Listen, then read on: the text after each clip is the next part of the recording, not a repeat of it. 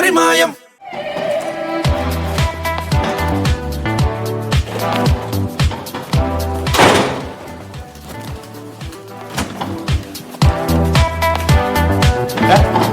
പ്യാരി, നീ ബാറില്ല ഒരു തുള്ളി കുടിക്കാത്ത നീ എന്ത് എന്ത് നീ കാണുന്നത്?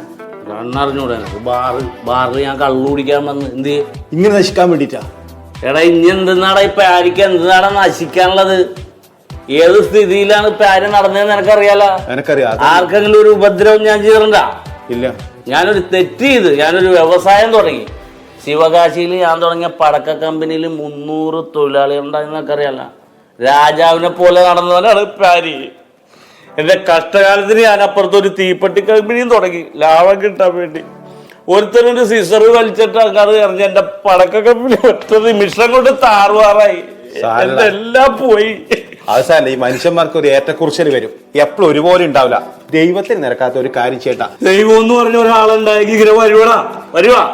ഒരു തകർച്ച വന്നാൽ ദൈവത്തിന് തള്ളി പറയല്ല പ്യാരി. നീ ഇങ്ങനെ നശിക്കുന്ന നിനക്ക് കാണാൻ പറ്റൂല. ഞാൻ ഇനി ഇതിൽ കൂടുതൽ എന്ത് നശിക്കാനാണ്? നീ എന്നാ നന്നാക്കണ്ട പ്യാരി.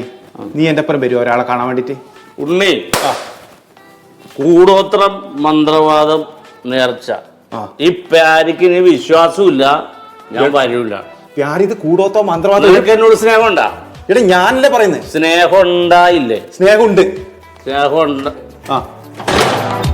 സ്നേഹം ഉണ്ടെങ്കിൽ പ്യാരിയേട്ടന് നീ ഒരു പൈന്റ് വാങ്ങി. പ്യാരി, ഞാൻ ഒരു ഫുള്ള് മേടിച്ചു തരും. ഇത് കൂടോത്തോ മന്ത്രവാദം അല്ല, ഒരു വ്യക്തി, ഒരു ഭയങ്കര സംഭവമാണ്. ഇതാ പുറനാട്ടിൽ നിന്ന് ആൾക്കാർ വരുന്നത്, ക്യൂ ആണ്. ആര് വേണേലും വന്നോട്ടെ. പ്യാരിക്ക് ഇനി ഒരാളെ കാണണ്ട. എനിക്ക് ജീവിതം ഇല്ലടാ ഉണ്ണി. എടാ ഞാൻ പറയുന്ന കേക്ക്. നിന്റെ സുഹൃത്തല്ലേ ഞാൻ? സുഹൃത്ത്. അതുകൊണ്ടാ പറഞ്ഞ ഒരു ക്വാർട്ടറെങ്കിലും എനിക്ക് മേടിച്ചത്. ഞാൻ ക്വാർട്ടർ എനിക്ക് ഫുള്ള് മേടിച്ചു. ഞാനല്ലേ പറയുന്നത്. നീ വന്ന എന്തിനാ? നീ വാ.